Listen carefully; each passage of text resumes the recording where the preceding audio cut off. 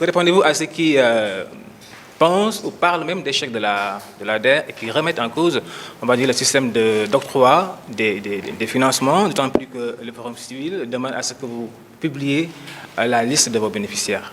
Alors, il y a deux questions.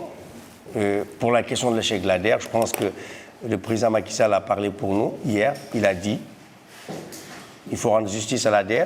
En 2 ans et demi, l'ADER a financé pour 106 000 bénéficiaires et il s'est félicité de nos résultats. Donc, je ne vais pas être mon propre juge. Les objectifs qui nous ont été assignés ont été atteints. Pour la question de la publication des résultats, on le fait. On a sorti le bilan de l'ADER par région, par département, par commune. Ce qu'on n'a pas fait pour le moment et qui est un peu la demande de la société civile maintenant, le Forum civil, les jeunes du conseil départemental de la jeunesse, je pense de Fatick et de Pikine, c'est qu'on publie le nom des bénéficiaires individuellement. C'est-à-dire, je dis, M. Mbaye, M. Diop, M. Fall a reçu 1, 2, 3, 4, 5 millions.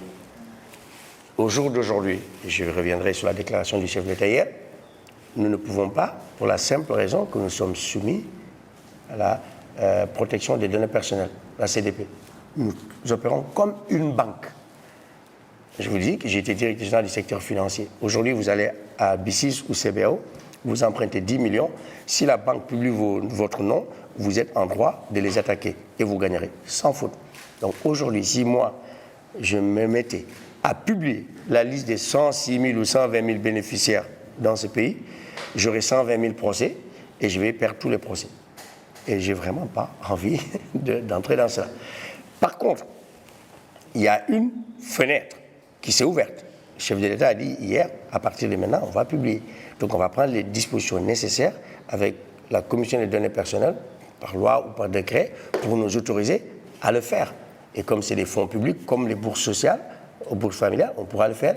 Et peut-être qu'on va faire un réaménagement, ne plus passer par les banques ou demander à chaque personne qui, quand il prend 1 franc, consent et signe, et avec son consentement, je pourrai publier.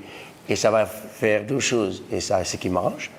Les gens qui ne sont pas sérieux, qui ne sont pas de véritables entrepreneurs, qui ne veulent pas travailler, ils ne vont pas venir, parce qu'ils vont dire, l'ADER va publier mon nom.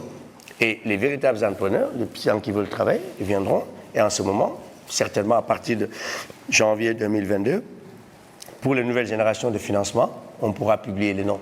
Et comme j'ai dit, mais il faudrait encadrer cela.